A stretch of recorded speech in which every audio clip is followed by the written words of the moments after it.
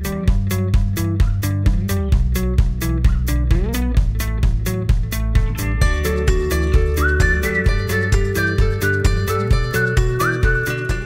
m'appelle Xavier Aubin et je m'occupe du dossier biodiversité au sein de l'équipe recherche et innovation de Vivescia, et en particulier du dossier des pollinisateurs.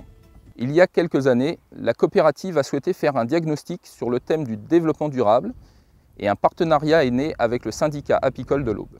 2 actions techniques ont alors vu le jour.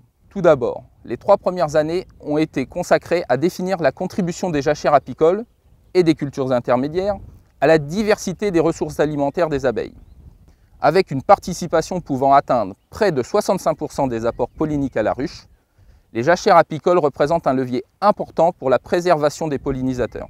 La seconde action depuis 2012 consiste à travailler sur une démarche gagnant-gagnant entre les apiculteurs et les agriculteurs en étudiant l'impact de la pollinisation par les insectes et en particulier les abeilles domestiques sur la productivité du colza. Pour cela, chaque année, une plateforme de 7 hectares est mise en place. Des pieds de colza sont isolés des insectes par des filets afin d'être comparés à des pieds de la même parcelle sans filet. Lors de la floraison, des dénombrements de pollinisateurs et des analyses de pollen rentrant à la ruche sont réalisées 2 à 3 fois par semaine. À la récolte du miel, une analyse permet de caractériser la composition et donc la proportion de la mielée liée au colza. À la récolte du colza, nous faisons des analyses du nombre de siliques, du nombre de graines, du rendement, de la teneur en huile, du poids de 1000 grains. La comparaison des pieds isolés aux pieds sans filet permet de caractériser l'action des pollinisateurs sur la productivité de la culture.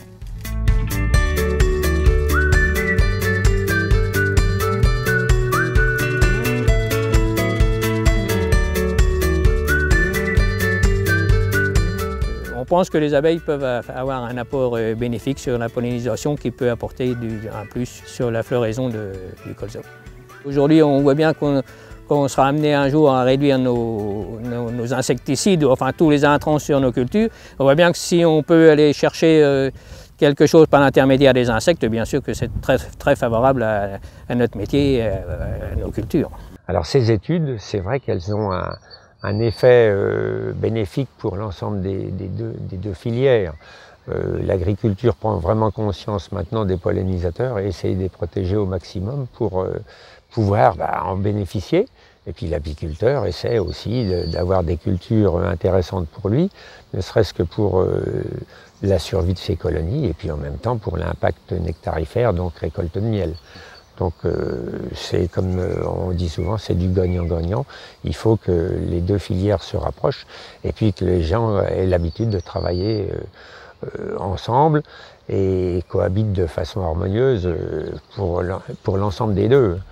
Au terme de cette étude, l'idée est de promouvoir des actions gagnantes pour l'apiculture, comme l'implantation de jachères apicoles.